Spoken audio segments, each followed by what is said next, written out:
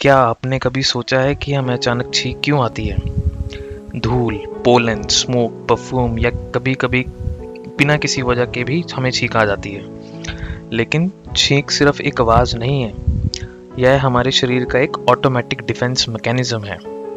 जब कोई इरिटेंट हमारे नाक के अंदर पहुंचता है, तो नाक की एक सेंसरी नर्व उसे डिटेक्ट करती है।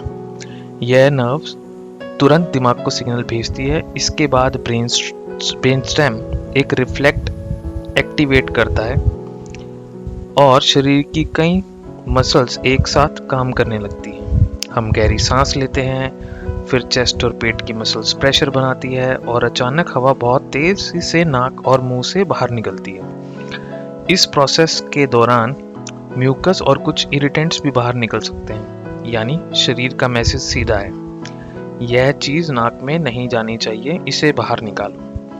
अब सवाल ये आता है, छींकते समय आंख क्यों बंद हो जाती है? इसका एग्जैक्ट रीजन पूरी तरह क्लियर तो नहीं है, लेकिन स्नीज रिफ्लेक्स के दौरान चेहरे और नाक के आसपास की मसल्स भी इनवॉलेंट्री एक्टिवेट हो जाती हैं।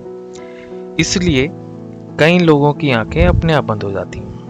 लेकिन छींक को रोकना चाहिए। अगर आप नाक और मुंह दोनों को बंद करके छींक रोकते हैं, तो अंदर प्रेशर बढ़ सकता है। इसलिए छींक आने पर उसे जबरदस्ती रोकने के बजाय टिश्यू या अपनी कोहनी के अंदर वाले हिस्से में छींकना बेहतर रहेगा।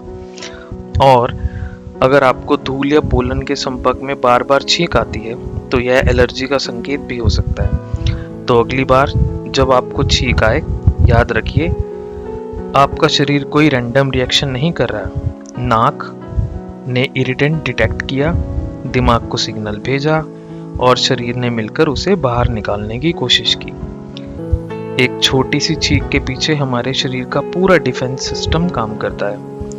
अगर आपको ऐसे ही इंटरेस्टिंग साइंस, हेल्थ और नेचर फैक्ट्स पसंद हैं, तो हमारे चैनल को सब्सक्राइब कीजिए। धन्यवाद।